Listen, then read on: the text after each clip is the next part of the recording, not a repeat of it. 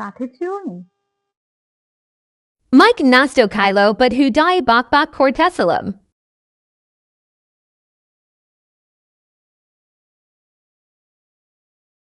ওই সমস্যাটা দূর হয়। ভেঙে যাওয়ার সমস্যাটা দূর হয়। কাঠের চিরুনি দিয়ে চুল আঁচড়ালে চুলের যে ফেটে যাওয়া বা ভেঙে যাওয়া সৃষ্টি হয়, চুলে যে আমাদের চুল যে ফেটে যায় বা ভেঙে যায়, আমাদের চুল পড়া কমে আর চুলে একটা শাইনিনেস আসে, চুলে একটা শাইন আসে। ফেটে যাওয়া বা ভেঙে যাওয়া বা চুলের যে শাইন আছে ন্যাচারাল, ওই শাইনিনেসটা বজায় থাকে, শাইনটা বজায় থাকে।